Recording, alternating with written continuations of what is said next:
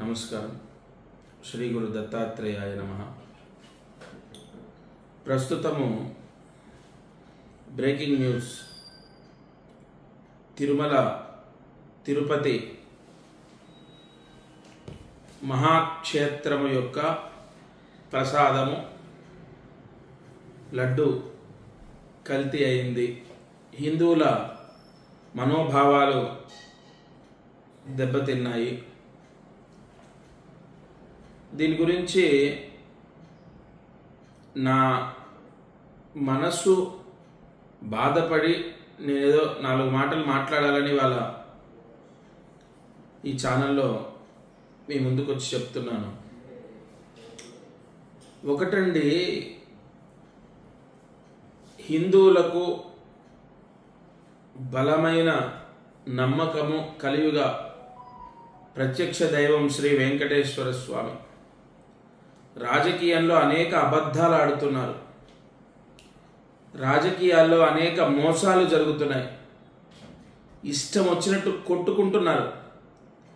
విచక్షణ జ్ఞానం కోల్పోయి, వయసు ఎంత వయసో మర్చిపోయి, ఏం చదువుకున్నామో మర్చిపోయి, ఆఖరికి అనుభవాన్ని మర్చిపోయారు, వయస్సుని మర్చిపోయారు, అన్నిటినీ మర్చిపోయి దుర్భాషలు ఆడుతున్నారు.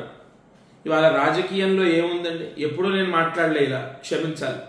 ఏమీ లేదు. 4 తిడితే ఆ రాజకీయ నాయకుడు ఫేమస్ అవుతాడు. ఇవాళ 4 మాటలు గట్టిగా ఎదుటి వ్యక్తిని తిడితేనో అరిస్తేనో ఫేమస్ అవుతాడు.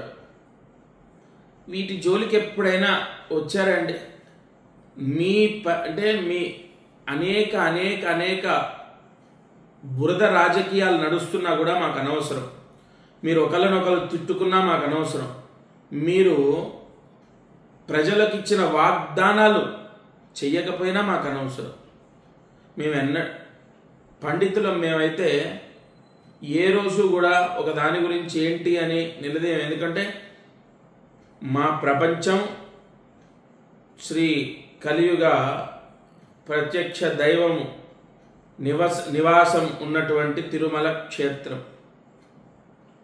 ఎన్నో విన్నాం, కానీ సరే మారుతుంది మారుతుంది మారుతుంది అని భగవంతుణ్ణి నీవే కదా అంతా, అందరూ ఎవరికి వాళ్ళు వాళ్ళ స్వార్థాన్ని చూసుకుంటున్నారు. కానీ నువ్వు మా సొంతం కదా, నిన్ను మేము దర్శించలేక, నీ పరిసర ప్రాంతాలని ఈ విధంగా చూడలేక మనోవ్యధకు గురవుతున్నాం. మా మనసులో కోరిక కూడా తీర్చే బాధ్యత నీదే వెంకటేశ్వర అని ఎన్నోసార్లు మేమందరం కోరుకున్నాం. ఎందుకంటే భోజనంలో కల్తీ అయిపోయింది. ఇదివరకులాగా భోజనం సరిగా లేదు. తిరుమల ప్రాంతం కూడా శుభ్రంగా లేదు.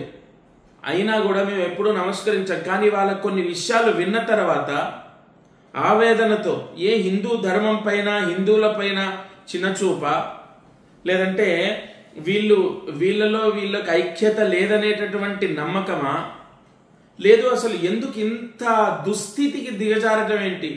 మా స్వామి కదా, ఎంత బాధ అవుతుందో తెలిసే వాళ్ళ హిందువులందరికీ. అసలు కలియుగ వెంకటేశ్వరుడి యొక్క మాయ అనుగ్రహము ఎంత గొప్పదో తెలుసా? ఆయన జోలికి వెళ్ళటం ఏంటండి? అయ్యా, ఒకటి గుర్తుపెట్టుకోండి, అర్థిస్తున్నాం. ఆయన జోలికి వెళ్తే చాలా ప్రమాదం. ఇది మేము హెచ్చరించట్లేదు, అర్థిస్తున్నాం. అయ్యో, ఒక డేంజర్ ఇది. ఎలాగైతే ఆయన ఎంత గొప్ప శక్తో తెలుసా అండి? ఇవాళ ఏదో ల్యాబ్లో చెకింగ్ అయిపోయింది, నిర్ధారణ అయింది. ఏదో వదంతులేమో అనుకున్నాం, కానీ నిర్ధారణ అయింది.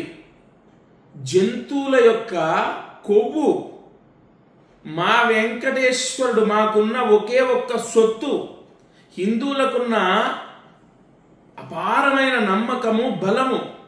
శ్రీనివాసుడి యొక్క ప్రసాదం అంటే ఎంత భక్తితో ఇవాళ ఖండాంతరాలు దాటి ఎక్కడెక్కడో ప్రపంచంలో ఎన్ని ప్రాంతాలకు వెళ్తుందో తెలుసా? ఈ లడ్డు అనేది ఎంత పవిత్ర భావనతో తీసుకుంటామో తెలుసా మేము?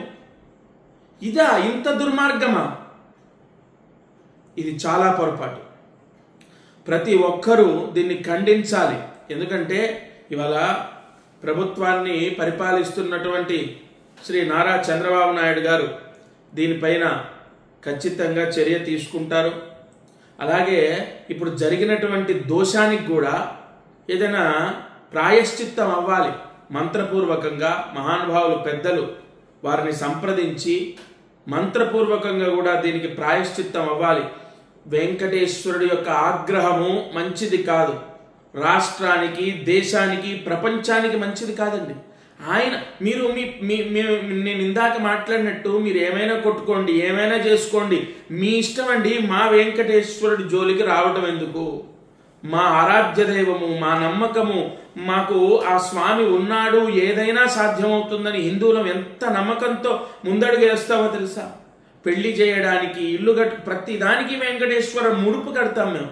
అటువంటిది సాక్షాత్ ఆయన ప్రసాదం అని నమ్మి తీసుకున్న ప్రసాదంలో ఇంత కలుషితం ఉందని ఇవాళ బయటపడితే ఎంత ఆవేదనకు గురవుతున్నామో తెలుసా? ప్రతి ఒక్కరికి కూడా విన్నపం ఏంటంటే, వెంకటేశ్వర స్వామి యొక్క కోపానికి పాత్రులవ్వకూడదు. దయచేసి ప్రభుత్వానికి అర్థిస్తున్నాం మేము, దీనిపైన చర్య తీసుకోవాలి. ముఖ్యంగా హిందువుల పట్ల ఉన్నటువంటి చులకన భావం పోవాలి. తప్పనిసరిగా ఆ శ్రీనివాసుడి యొక్క అనుగ్రహము ఈ రాష్ట్రానికి, ప్రపంచానికి ఉంది కాబట్టే ఇంకా ఎన్నో ఎన్నో ఎన్నో ఇబ్బందులు, సమస్యలు వచ్చినా తుదిలో తప్పిపోతున్నాయి. ప్రకృతి వైపరీత్యాలన్నీ కాపాడుతున్నాడు ఆయన శ్రీ వెంకటేశ్వరుడు.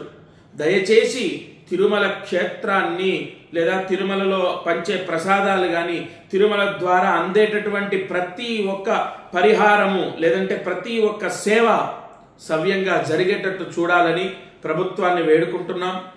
ఇది నా ఆవేదనతో నేను మాట్లాడే మాట. శ్రీ గురు దత్తాత్రేయాయ నమః.